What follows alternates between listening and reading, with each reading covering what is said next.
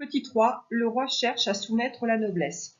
Alors, dans ce petit 3, je vous proposais de faire l'activité 2, Versailles, le roi soleil et la société de cour.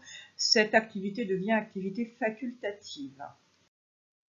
Alors, vous avez ici une représentation de Patel de ce château de Louis XIV, Versailles, que Louis XIV souhaite quitter Paris, qu'il trouve trop agité, le Louvre vieillissant, et donc il se fait construire un château à l'image de ce qu'il souhaite donner de lui-même et du royaume de France. Donc Versailles est maintenant la représentation du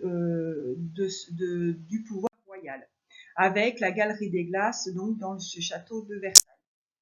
Alors le roi va se mettre en scène lui-même, donc en dansant, notamment en costume du ballet pour le ballet de la nuit. Et je vous conseille de voir, alors c'est pas un film fantastique, mais au moins pour son intérêt de représentation historique, le roi danse.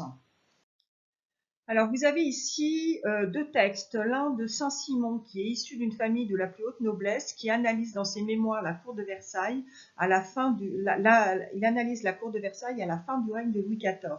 Puis de l'autre côté, vous avez André Félibien, qui est quelqu'un qui va charger de commenter les portraits de roi, de décrire les fêtes. Donc, il raconte comment se déroulent les fêtes. Alors, tout d'abord, Saint-Simon, il va nous dire les fêtes fréquentes, les promenades particulières à Versailles, les voyages sur les moyens que le roi saisit pour distinguer ou pour mortifier en nommant les personnes qui à chaque fois en devaient être et pour tenir chacun assidu et attentif à lui plaire. Donc en fait, Louis XIV va organiser un système où ceux qui sont présents à Versailles doivent être distingués de lui pour avoir de l'importance. Et au contraire, quand il veut punir quelqu'un, il l'exclut de son entourage, il l'exclut de venir à sa fête, il l'exclut de venir assister à son lever, à son repas. Donc, c'était un moyen de gratifier ou au contraire de mortifier quelqu'un. Aussi, c'est donc des occasions pour qu'il parlât aux gens. Le fond est qu'il tendait parfois par là à épuiser tout le monde en mettant le luxe en honneur et pour certaines parties en nécessité. Il réduisit ainsi peu à peu tout le monde à dépendre entièrement de ses bienfaits pour subsister. C'est-à-dire il y a des nobles qui vont véritablement s'appauvrir, se ruiner à vouloir briller auprès de Louis XIV. Donc ils ne vont plus que subsister que grâce aux aumônes, grâce à l'argent que pouvait donner Louis XIV. Donc ils sont dépendants pour survivre de ce qu'ils donnent, donc ils se soumettent, ils se taisent, ils ne s'opposent pas à Louis XIV parce qu'ils sont dépendants pour leur survie de ce que peut donner Louis XIV. Dans ce deuxième texte, c'est une description d'un buffet, absolument, un palais bâti de masse-pain et de pâtes sucrées.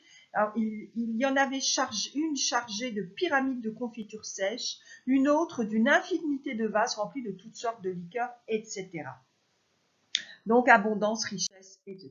Donc, marqué par le souvenir de la fronde parisienne, Louis XIV décide de faire de Versailles sa résidence. Donc il veut quitter Paris. Il y fait des aménagements aussi somptueux que coûteux, mobilisant pour cela les plus grands artistes de son temps pour célébrer sa gloire.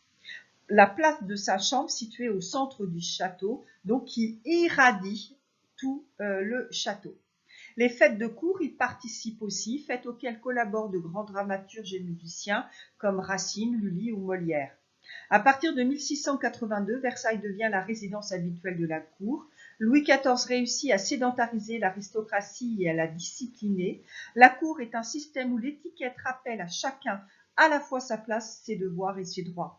Versailles est un instrument de contrôle dans la mesure où Louis XIV garde les grands seigneurs en permanence près de lui et ceux-ci, pour maintenir leur train de vie, sont dépendants de ses faveurs.